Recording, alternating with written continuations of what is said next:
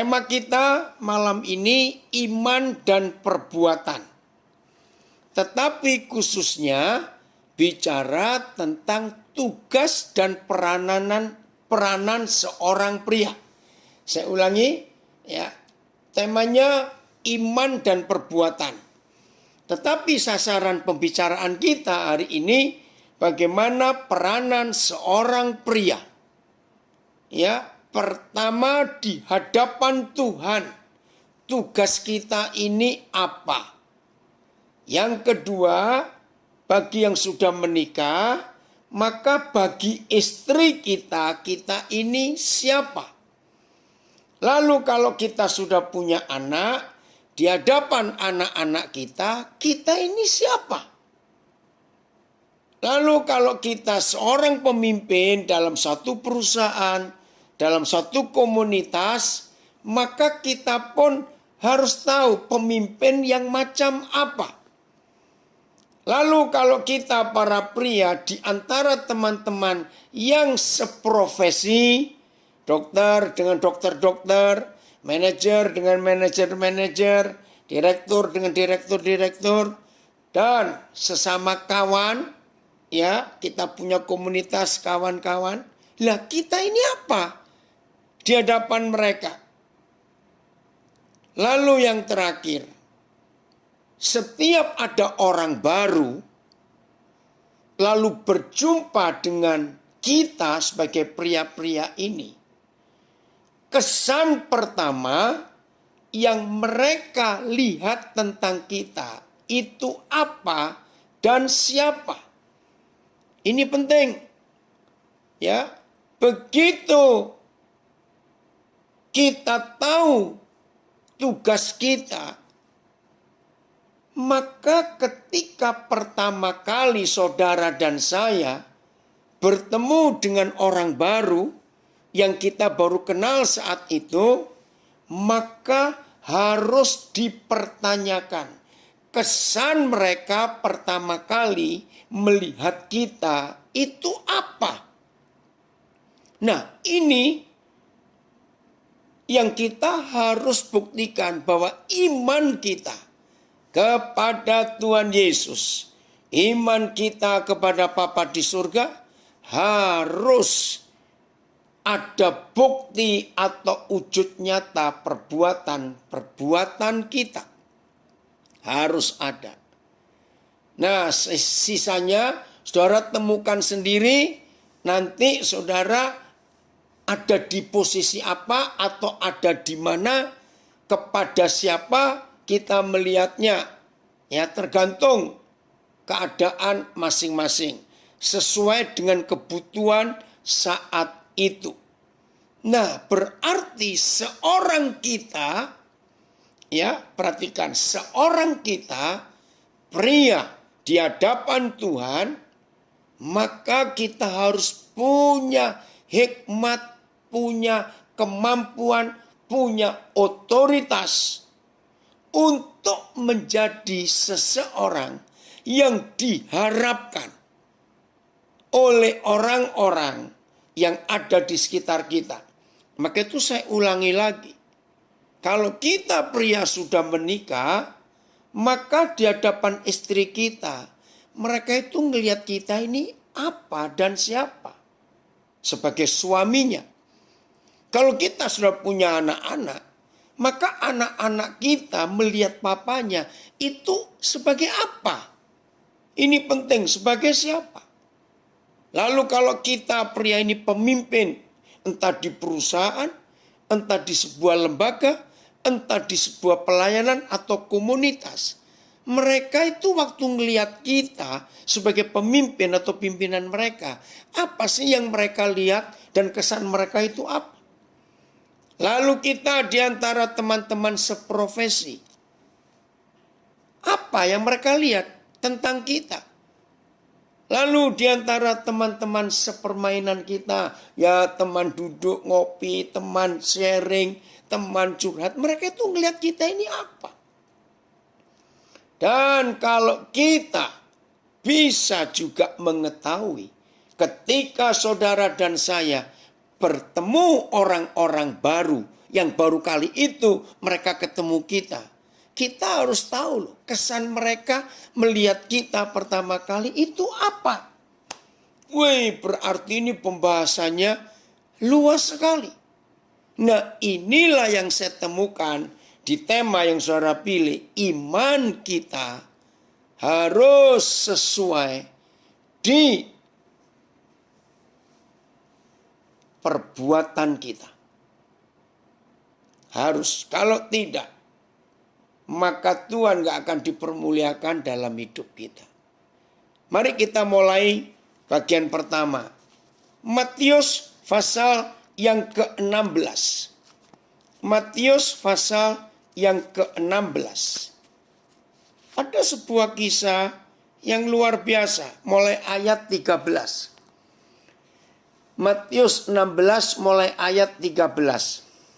Aduh, saya pakai HP saya kecil lagi. Saya nggak kebaca di situ di layarnya. Saya baca di Alkitab saya, di buku saya ini. Matius 16 mulai ayat 13. Judulnya pengakuan Petrus. Setelah Yesus tiba di daerah Kaisarea Filipi, ia bertanya kepada murid-muridnya. Kata orang dulu ya, siapakah anak manusia itu? Jawab mereka, ada yang mengatakan Yohanes Pembaptis, ada juga yang mengatakan Elia, ada pula yang mengatakan Yeremia atau salah seorang dari para nabi. Udah, Tuhan Yesus dengar jawaban mereka. Menurut kata orang, aku ini siapa? Udah ya? Pertanyaan kedua ini luar biasa. Ayat 15. Lalu Yesus bertanya kepada mereka. Tetapi apa katamu? Siapakah aku ini? Saya ingin ajak saudara berpikir secara realita. Nah, saya belum pernah menghitung. Tapi kalau ada di antara saudara yang di IG, yang di FB, yang di Zoom, itu pernah menghitung.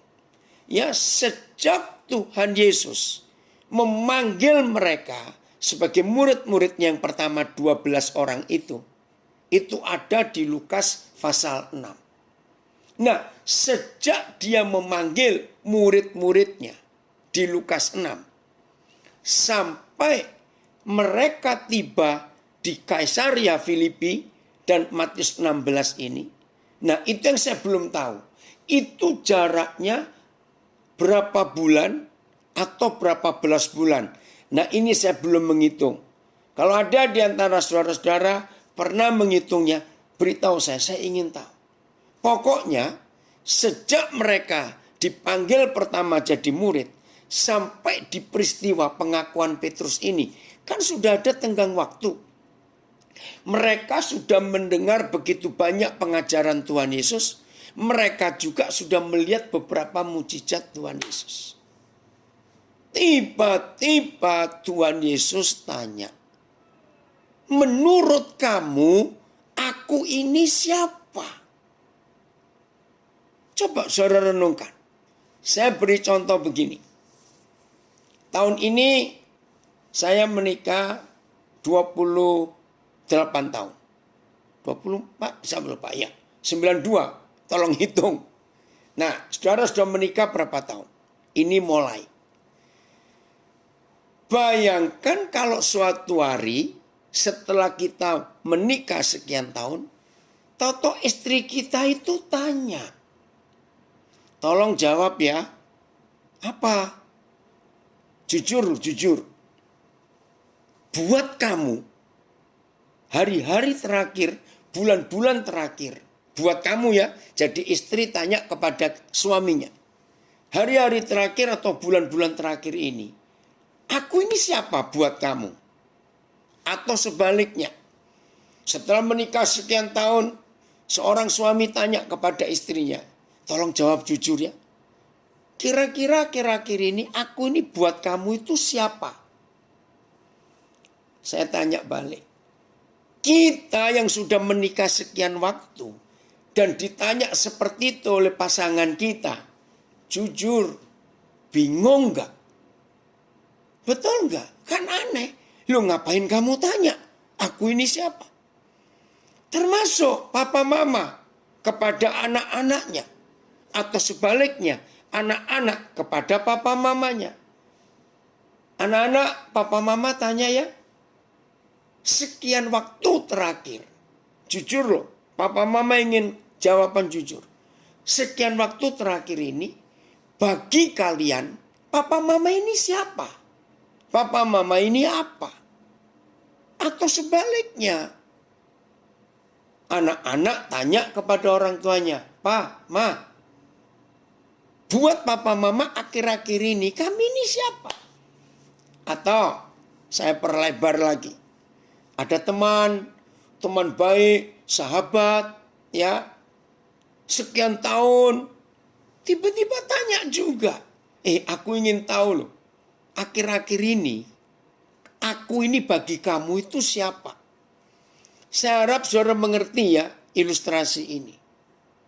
Saudara, pertama kali saya belajar Matius 16 ayat 13 sampai 15 ini.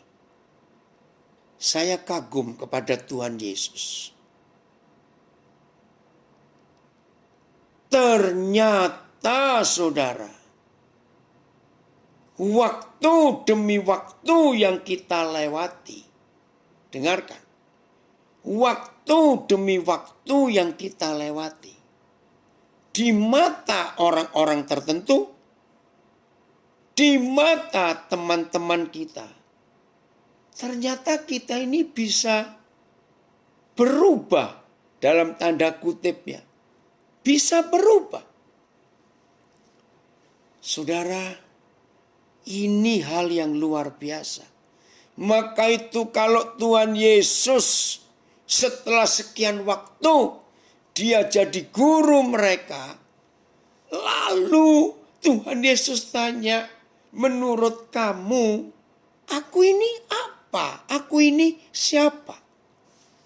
Saya baca lagi ayat 15. Lalu Yesus bertanya kepada mereka, tetapi apa katamu? Siapakah aku ini? Saudara, terus terang, kalau saya ada di situ saat itu, saya bingung juga. Loh, kenapa dia tanya, aku ini siapa? Oh, Roh Kudus hebat sekali. Oke, saya lanjutkan. Pandemik COVID-19 sudah setahun lebih 3 hari. Lebih 2 hari. Karena 11 Maret ya mulai ada pasien nomor 1 yang positif COVID. 11 atau 9 ya, aduh saya jadi lupa. Pokoknya baru setahun lah. Saya ingin tanya juga kepada saudara. 12 bulan, saya nggak usah ngomong dunia lah terlalu besar. Indonesia saja. 12 bulan ini, Maret 2020, sekarang Maret 2021. Pandemik ini merubah hidup orang atau tidak, saudara? Saya harap mengerti pertanyaannya. Jelas merubah. Nah, perubahan hidup setiap kita selama pandemik ini, saudara, itu luar biasa. Nah, luar biasanya bisa ke arah positif, bisa ke arah negatif. Oke, poinnya saja supaya cepat. Semua kita yang sudah menikah, baik yang pengantin baru, misalnya menikah akhir 2019, begitu masuk Maret 2020, kan usia pernikahan baru 3 bulan. Dan kita yang menikah sudah sekian belas tahun, sekian puluh tahun. 2020 adalah tahun yang unik dan antik. Apa uniknya? Belum pernah dalam sejarah manusia suami istri punya waktu terpanjang tinggal serumah karena semuanya dikerjakan di rumah. Ngerti nggak maksud saya? Nah, apalagi sampai bulan ke-10, bulan Oktober. Saudara, itu luar biasa. Belum pernah setiap suami istri begitu lama serumah. Saya saja ngalami dengan istri saya. Belum pernah kami. Apalagi 6 bulan pertama. Jadi Maret, ya di rumah terus saya ini. Baru saya keluar rumah itu September. Jadi Maret sampai September 6 bulan. Belum pernah selama kami menikah, kami begitu lama serumah. Nah, pertanyaan saya. Pandemik ini merubah semua pola hidup, pola belanja, pola pikir, dan semuanya. Maka itu fakta. Ternyata selama pandemik ini yang logikanya suami istri makin rukun, makin harmonis, makin bahagia. Karena tiap hari di rumah bareng. Apalagi yang rumahnya kecil. Ke ruang tamu ketemu. Ke dapur ketemu. Ke halaman ketemu. Betul? Nah, ternyata saudara, mengagetkan. Angka perceraian selama pandemik ini meningkat. Nah, waktu saya dengar itu saya kaget. Loh, kok bisa? Ternyata sebabnya sederhana. Suami istri yang menikah sekian tahun belum pernah mengenal pasangannya sedalam selama COVID ini ada. Akhirnya baru tahu. Oh, kamu itu begini toh. Saya harap saudara jangan ambil negatifnya yang saya katakan. Nah, strongman, pria-pria kuat, perkasa. Siapa kita? Di hadapan istri, anak-anak, di hadapan mertua, di hadapan yang kita pimpin, siapa kita di mata mereka? Nah, yang menentukan siapa kita atau apa kita supaya iman kita di dalam Yesus itu sesuai dengan perbuatan kita. Yang menentukan itu adalah otoritas siapa yang ada di atas kepala kita. Saya ulangi, yang menentukan kita ini apa dan siapa supaya iman kita sesuai dengan perbuatan kita atau perbuatan kita sesuai dengan iman kita. Itu yang menentukan siapa yang kita beri hak untuk menudungi, menaungi hidup kita. Kalau saya pakai pertanyaan gampang, siapa yang kita beri hak ada di atas kepala kita? Itu yang menentukan. Saya beri contoh. Ada enggak orang hidup memberikan otoritas tertinggi di hidupnya itu uang? Banyak. Oke, uang. Ada enggak orang-orang, ini saya bicara pria dulu ya, kita para pria, para suami, para ayah, pemuda-pemuda yang belum menikah. Bisa enggak kita taruh otoritas tertinggi yang ada di kepala kita. Itu barang-barang branded, barang-barang bermerek, kemewahan. Bisa. Bisa nggak pria-pria menempatkan hobi di atas kepalanya. Sehingga hobinya itu jadi Tuhannya yang menguasai dia. Perjudian, percabulan, alkohol. Dan macam-macam lagi. Saudara, siapa yang kita beri mandat untuk ada di atas kepala kita ini? Itulah jawaban kepada orang yang kita tanya. Menurut kamu, aku ini siapa? Berarti iman kita itu tidak harus kepada Tuhan Yesus. Orang yang menaruh otoritas uang di atas kepalanya, maka dia beriman kepada uang. Dan orang yang beriman kepada uang, maka perbuatannya pasti mata duitan. Maaf, alkohol yang ditempatkan di atas kepalanya, maka orang itu ya isinya cuma di kepalanya botol. Ya botol minuman itu loh maksud saya, maaf.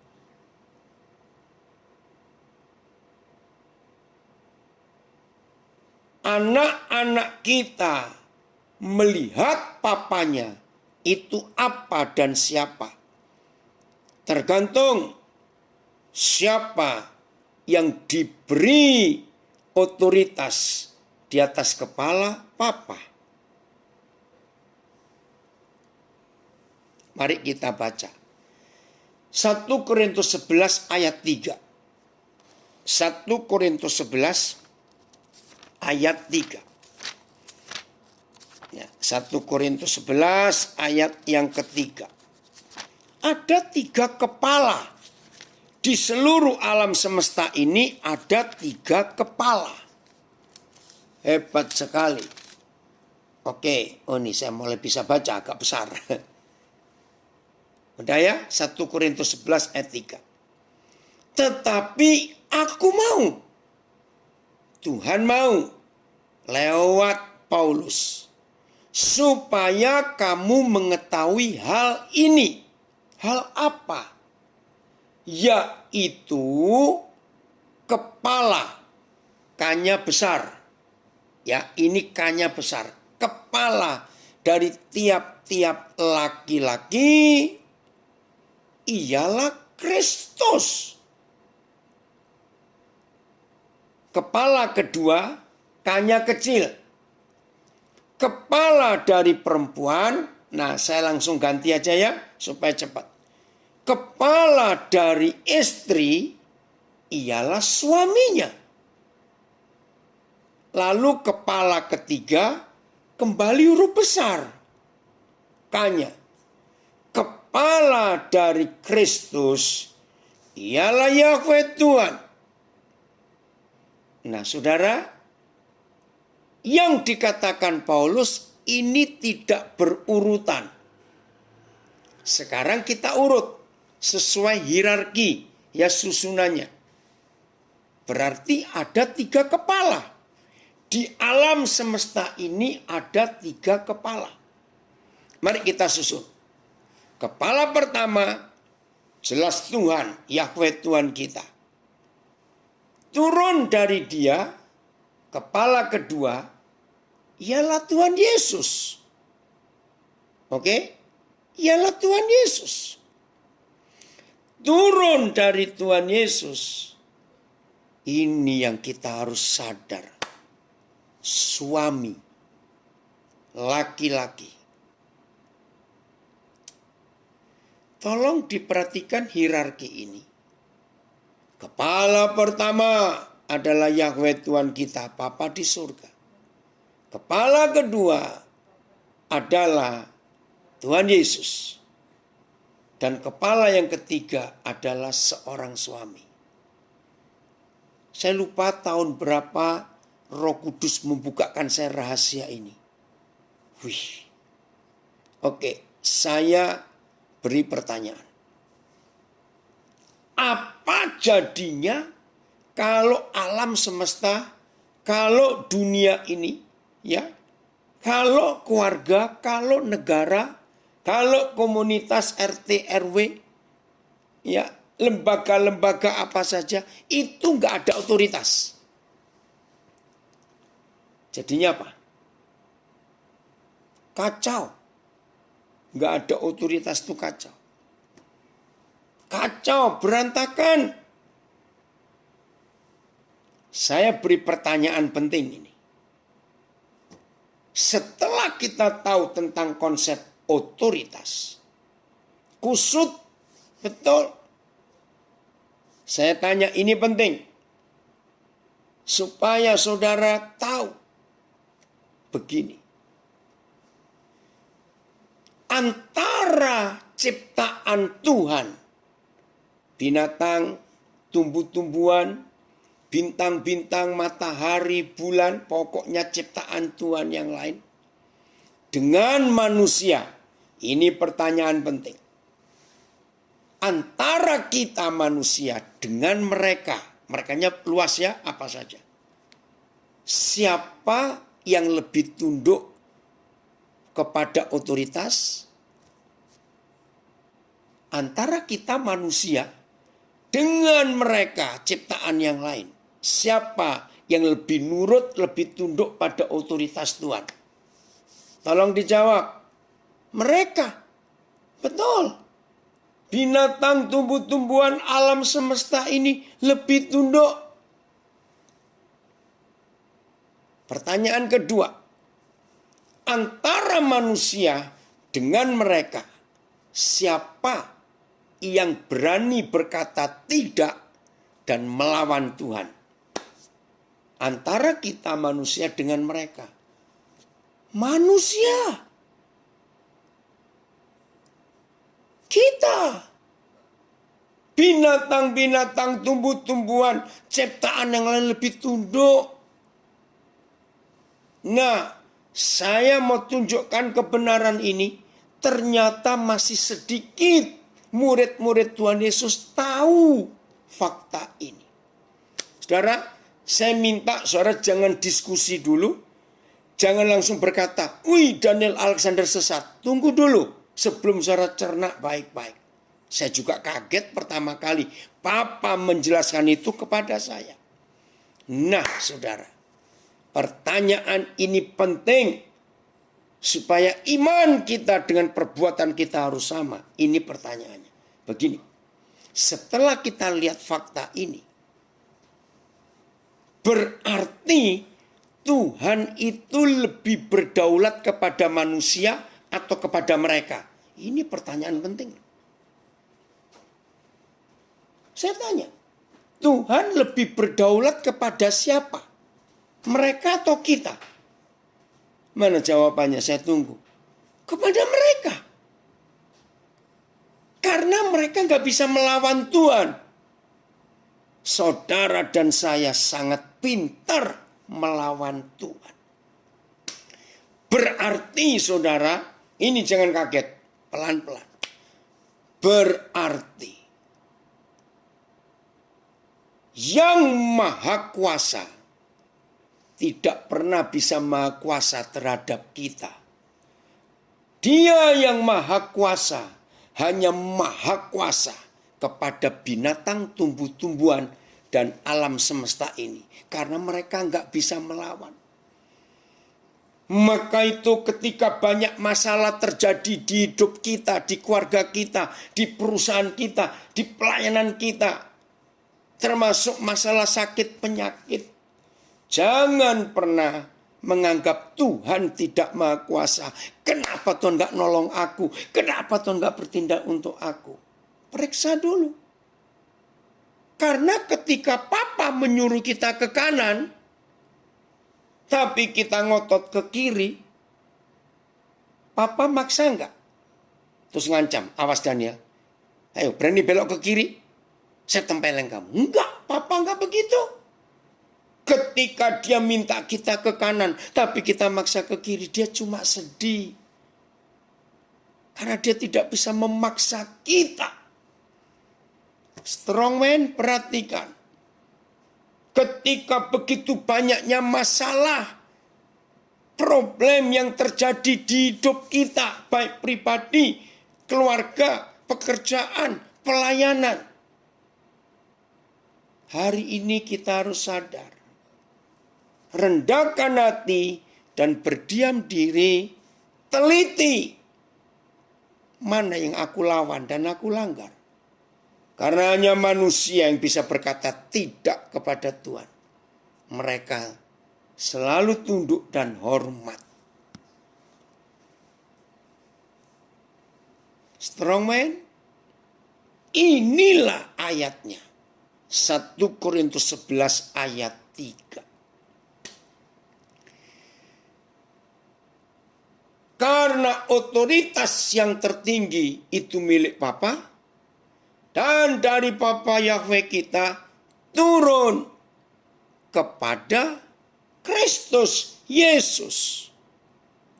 Dari Tuhan Yesus, otoritas tidak turun ke presiden, tidak turun ke jenderal, ke perdana menteri, tidak. Dari Tuhan Yesus, otoritas itu turun ke suami. Catat itu.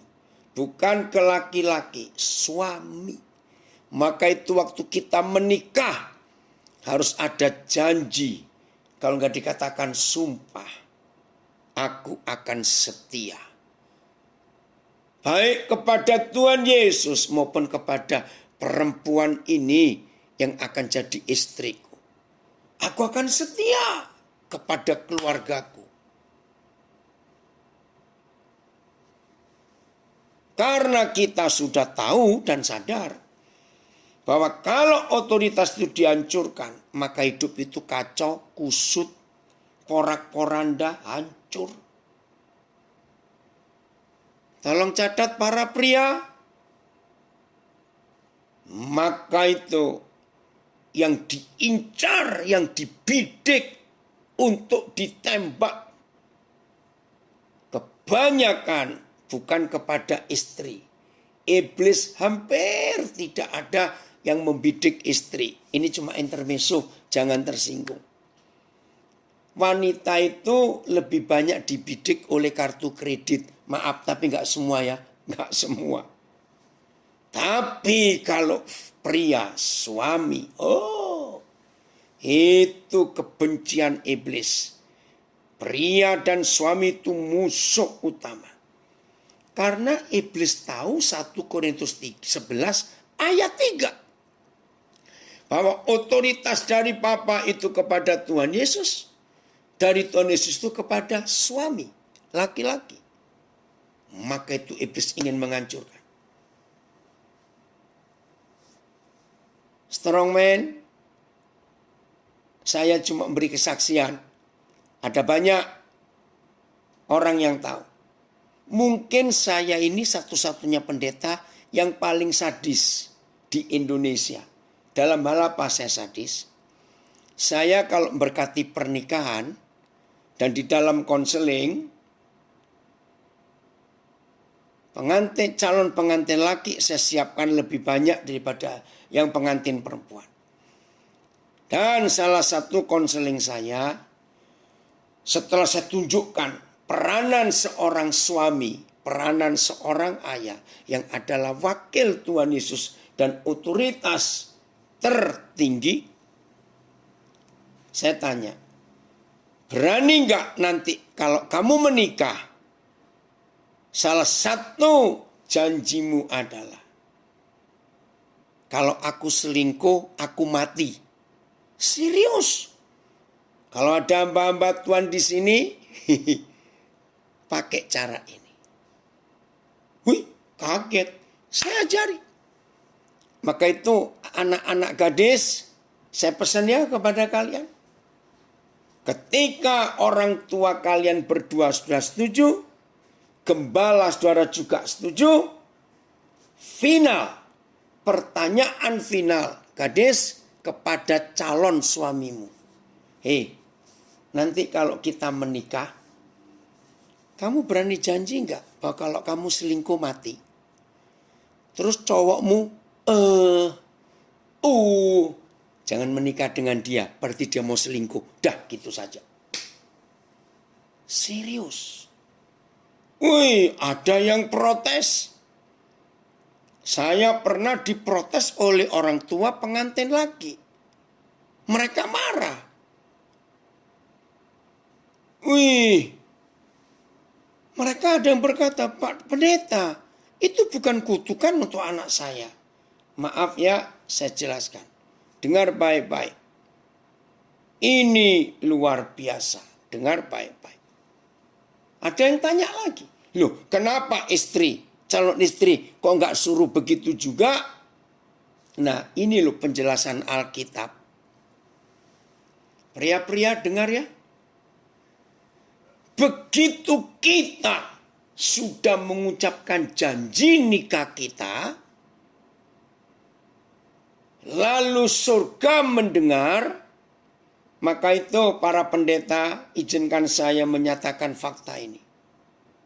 Saya tidak akan pernah memberkati pernikahan dan janji nikah itu dibaca, karena banyak gereja janji nikah sudah baku di kertas.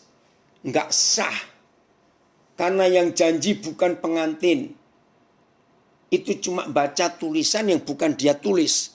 Padahal janji nikah itu mutlak. Surga berkenan atas pernikahan kita. Itu ditentukan oleh janji nikah kita. Serius atau main-main. Jangan dibaca, jangan dihafal. Jangan didikte. Janji nikah harus keluar tulus. Sayang waktu ya. Itu ada di Maleakhi 2 ayat 14. Aku hadir menjadi saksi. Nah, saya mulai jelaskan cepatnya karena waktu saya pendek. Kejadian 1 ayat 26. Itu kalimat pertama yang memberitahukan kepada dunia bahwa manusia itu harus punya otoritas, berkuasa. Ya, Kejadian 1:26. Berfirmanlah Tuhan, baiklah kita menjadikan manusia menurut gambar dan rupa kita supaya mereka berkuasa, supaya mereka berotoritas, supaya mereka menerima mandat. Oke? Kapan mandat ini diberikan oleh yang punya otoritas tertinggi, yaitu Tuhan, itu kapan? Ayat 28, Kejadian 1. Tuhan memberkati mereka. Wih, ini yang luar biasa. Saudara cari berapa terjemahan. Kata memberkati itu artinya melantik. Jadi ketika seorang gembala meneguhkan pernikahan itu enggak basa-basi, enggak proforma. Itu penyerahan mandat di dalam pernikahan. Ya, tolong kita enggak tahu kapan akan belajar lagi, tapi saya titip ini. Semua kita senang gak kalau mendengar kata berkat diberkati? Ayo jujur, senang. Saudara tahu gak? Kata berkat pertama kali muncul di Alkitab. Saya ulangi. Kata berkat atau Tuhan memberkati pertama kali muncul justru di Kejadian 1:28 itu. Yaitu ketika kita menikah baru ada berkat. Kalau pernikahan kita benar. Semua tahu bukan lawan katanya berkat apa? Ayo jawab. Apa lawan katanya berkat? Kutuk. Ih saudara, kaget waktu Papa mengajar saya. Aduh Tuhan tolong kami semua. Maka itu anak-anak muda yang mendengar firman sekarang ini. Baik di Zoom, di Facebook, di Instagram. Dan termasuk di audio. Saya ngerekam audio juga. Dengar ya anak-anak muda. Laki, perempuan, gadis, pemuda, dengar. Ternyata saudara, saya takut. Pintu berkat dan pintu kutuk itu satu. Bukan dua. Dengar, pintu berkat dan pintu kutuk itu satu, yaitu pernikahan. Pernikahan yang benar, maka berkat yang datang. Tapi pernikahan yang kacau, kutuk yang datang.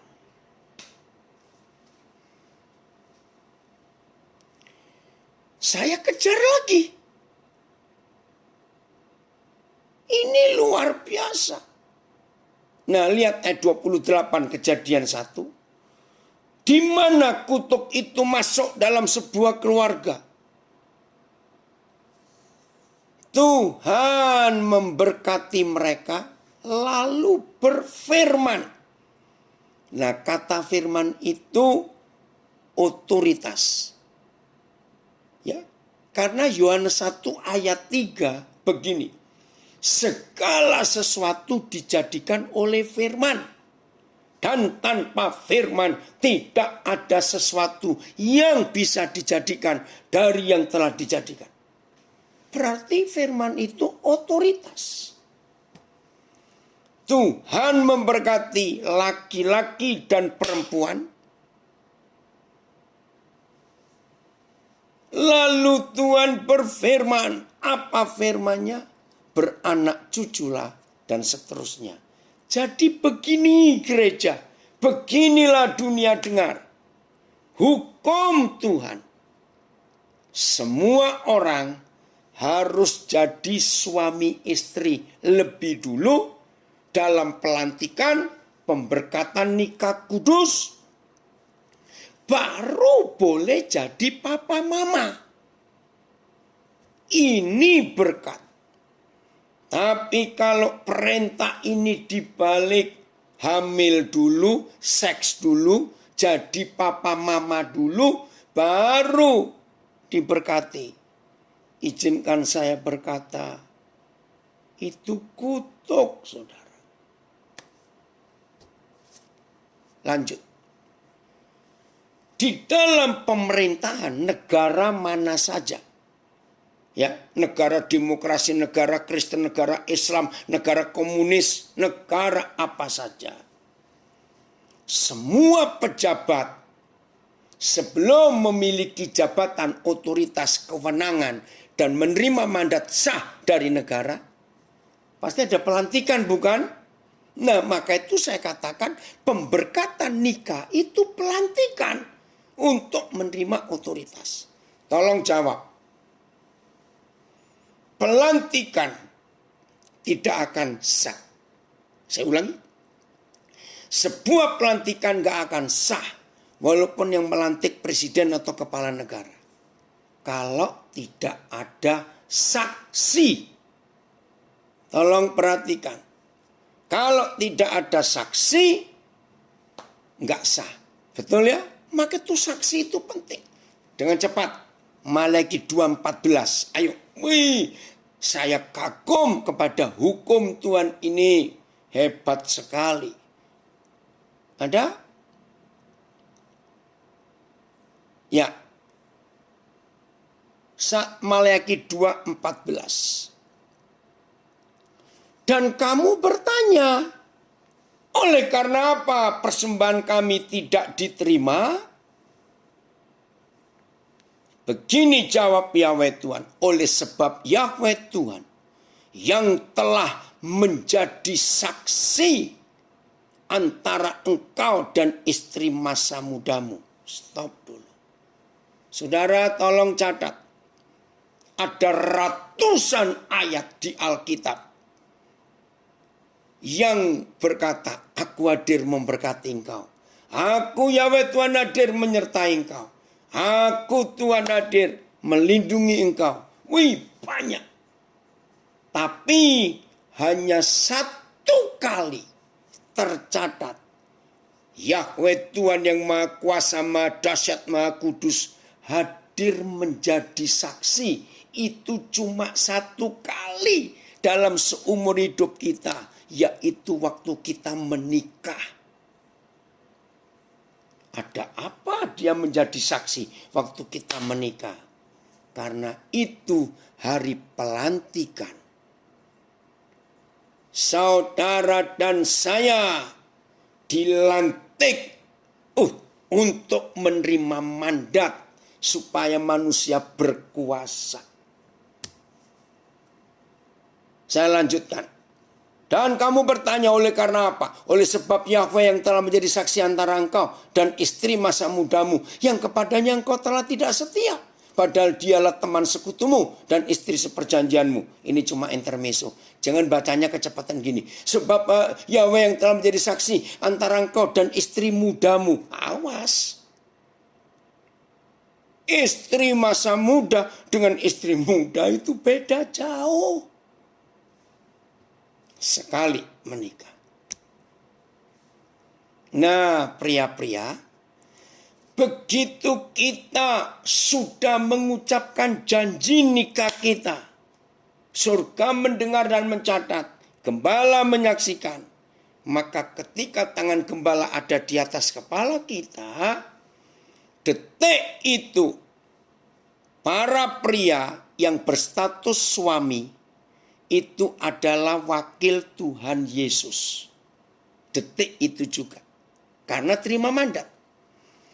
Berapa belas bulan atau berapa bulan kemudian lahirlah anak itu. Wah, begitu tangisan bayi pertama kedengaran, maka pria yang sama yang berapa bulan yang lalu dilantik menjadi wakil Yesus, pria yang sama begitu tangisan pertama dengar anak, tangisan anaknya yang pertama, tangisan pertama dari anaknya, maka orang yang sama dilantik menjadi wakil Bapa di surga. Sekarang saudara tahu mengapa dalam fakta hidup lebih banyak suami yang dibuat gila oleh iblis daripada istri. Karena setan tahu, begitu seorang pria menjadi suami, dia adalah wakil Yesus. Begitu dia menjadi ayah, dia wakil Bapa di surga. Nah, inilah yang harus dihancurkan dan menjadi sasaran bidikan iblis untuk dihancurkan. Maka begitu suami tidak punya otoritas di dalam keluarganya, hancur keluarga itu karena setan merusak. Ayat terakhir, 1 Timotius 2 ayat 8. Sayang waktu ya. Oh saudara, luar biasa firman Tuhan ini. 1 Timotius 2 ayat 8. Jangan main-main dengan otoritas. Oke. Oleh karena itu, aku ingin, atas nama Tuhan Paulus berkata, supaya di mana-mana, Tuhan ingin loh, supaya di mana-mana orang laki-laki berdoa pelan-pelan. Mengapa fakta di semua gereja pendoa itu pasti perempuan, ibu-ibu, tante-tante, oma-oma? Itu ternyata salah. Tolong para gembala, kalau ada kebaktian doa pagi, doa puasa, doa malam, yang hadir perempuan suruh pulang. Bacakan ayat ini supaya suaminya yang datang. Nah, di sini para wanita, para istri berkata, merdeka. Serius. Aku ingin supaya di mana-mana orang laki-laki berdoa. Dengan 3 syarat. 1, menadakan tangan yang suci. Bukan mengangkat tangan, baca baik-baik, menadahkan. Ya, yang suci. Syarat kedua, tanpa marah. Syarat ketiga, tanpa perselisihan. Maaf, kalau suami-suami marah dan berselisih, itu pasti dengan istrinya. Maaf. Nah, tolong kami ya para istri, tolong. Jangan sering-sering buat kami marah dan berselisih. Saya percaya semua suami setuju kalau saya ngomong ini. Coba yang sama istrinya noleh sebentar. Tolong ya para istri, jangan buat kami marah dan berselisih. Supaya kami ini bisa berdoa. untuk mengerti 1 Timotius 2 ayat 8. Gampang. Kembali ke Keluaran 17. Nggak usah dibuka karena waktu. Masih ingat hari itu? Israel perang. Kalau nggak salah Amalek, saya lupa. Musa naik ke bukit. Tiap kali Musa angkat tangan, Israel menang. Tapi Musa sudah tua, dia capek. Musa turun tangan, kaget. Israel kalah kalau Musa turun tangan. Lalu Harun dan Hur menopang tangannya. Pria-pria strongman, ini iman dan perbuatan kita. Dengarkan. Oh, Roh Kudus engkau luar biasa. Ternyata para suami, menurut hukum Taurat, laki-laki yang berdoa sambil menadakan tangan, itu harus imam. Betul? Laki-laki yang berdoa sambil mengangkat tangan, itu imam. Dan tidak boleh asal sekedar menadakan tangan. Tidak boleh. Harus tangan yang suci tanpa marah dan perselisihan. Maka itu kalau suami-suami nggak berdamai dengan istrinya, istri-istri bukan penolong tapi perongrong yang sepadan, maaf. Maka berdoalah para suami menadakan tangan dari matahari terbit sampai matahari terbenam. Tapi kalau kita nggak berdamai dengan istri kita, maka tangan kita, doa kita tidak berkuasa. Maka itu menurut 1 Timotius 2 ayat 8. Suami-suami itu imam dan pemegang otoritas. Begitu pemegang otoritasnya digulingkan oleh iblis karena nggak berdamai dengan istrinya, berarti setan tahu di keluarga itu nggak ada otoritas Tuhan. Karena setan tahu sama seperti negara nggak punya pemerintahan, langsung musuh menyerang. Maka itu sejak saya mengerti ayat ini, kalau ada anak-anak sakit, jangan tergesa-gesa dibawa ke dokter. Periksa suaminya, benar nggak hidupnya. Karena kalau suami-suami itu hidup benar, tangannya kudus dan ditadakan ke surga, setan nggak berani curi anak-anak kita. Perhatikan ini. Termasuk bisnis kacau, rumah tangga kacau. Karena suami istri hidupnya nggak benar. Ada kemarahan dan perselisihan. Wih saudara. Nah saya harap setelah mendengar sampai di sini, nggak ada laki-laki yang baru sadar. Aduh, ternyata berat ya jadi laki-laki. Lah terus kamu mau jadi apa? Maaf. Saudara dan saya jadi laki-laki karena Tuhan yang menetapkan. Bersyukurlah untuk mandat ini. Tapi istri tolong kami ya. Ayo hidup dalam keharmonisan. Hidup dalam penuh pengampunan. Hidup dalam kesejahteraan. Sehati, sepikir, seia, sejiwa. Haleluya.